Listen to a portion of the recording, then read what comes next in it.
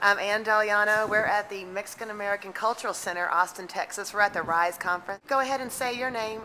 Sure, James Aldrete. I have a company, Message, Audience, and Presentation, and we had the honor of being part of the Obama '08 media team this past cycle, where it was really one of the most inclusive campaigns we've been on, and helped lead their Hispanic, Latino paid media efforts. How long have you been in the profession of messaging and working with campaigns? 15 years practically on my own. And then before Wow. that, from campaigns and different consulting groups for another 5 years. Wow, where are you based? Based here in Austin, Texas. All right.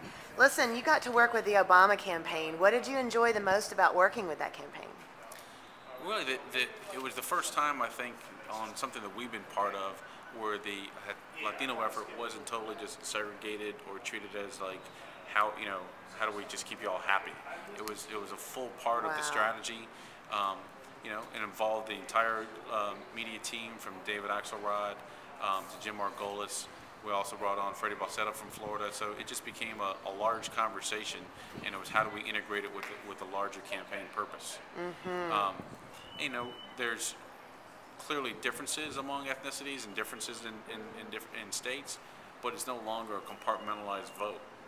We may have different perceptions about it, but we're all interacting, and make sure that they're not getting one message in one medium and a counter message in another medium was critical. And the fact that they actually invested serious resources, both understanding we need to have a message part of it on media, but also have people on the ground. It's an interpersonal community, and if you're going to get people, especially that have participated infrequently or never before, it's going to take a personal invitation. And so the things got reinforced with a real field effort and a real media effort. So what was your specific role and your company's role in the campaign? We wrote scripts and did all the producing for the Spanish media. So That's we did amazing. about 8 different TV spots, 8 to 10 radio spots. And we also did variations. The main target states were clearly the southwestern ones, Nevada, New Mexico, and Colorado. Also, Florida. It's a different population, but frankly, the messages were still similar. They're still about how you can achieve and move your family forward. Right. After 8 years, where special interests had been more prioritized than working families. What was your biggest challenge working on that campaign? The difference always been, from a Democratic side, is one of our benefits and strengths is that we have so many local elected officials and so many, a real grassroots presence. On the Republican side of it, they've always just been able to write a check to Lionel Sosa and then just go straight to the airwaves. So there was an inclusion part of it that was really great. But, then you also have to move at the same time. So, it was, on one hand, we're being invited to be part of this inclusive process, and those things you have to produce and keep things moving forward with that many opinions going in. But I wouldn't have it any other way after having that experience. Wow, that's awesome. Do you think you'll have a role in the future with Obama, his team? Do you know of anything now that you'll be headed into the future with them on? We still helped out on the National Day of Service PSAs and helping them produce the Spanish versions of that.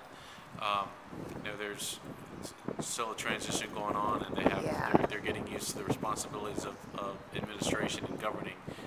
I want to stay on the communication and political side about keeping people involved, and so I think we'll still be involved in helping promote the cause in different ways. I think it seems like he's governing almost in a sense like he campaigned. Like he wants to keep organizing people from the ground up throughout his tenure. So we hope to see that you're going to be still being a part of that. What would you say to a young person who might want to be doing what you do someday and look up to you and want to get into it? What should they do to get involved in your career? I think the first thing is volunteering. You get involved in a campaign, and you just kind of get a sense of the inner workings part of it. The other aspect that I think I've been able to balance with the fact that I got involved in campaigns at an early age, and then you're going to just talk to people that are outside of your comfort zone, talk to people that are strangers. You're going to be working phones or going door to door and meeting people and getting a sense of what they're really looking for. The other part was, I had a professor that saved me from law school because I thought getting into politics meant going to law school, and a communications professor, opened a whole different world to me. So you know, understanding how people perceive things different, and that education I got on the communication side has really been invaluable.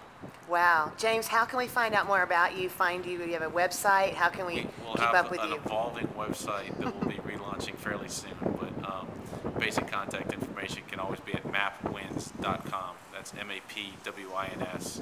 MAP stands for Message, Audience, and Presentation. I was in graduate school at the time, so it's a long, goofy name. But it does reinforce the fact that we can't just have our own ideas. You have to have an audience part of it and get that connection going. When we look for your new website, can we find it on mapwins.com? You'll find it on mapwins.com. Awesome. You're the best, James. One of my Thanks, Ann. heroes.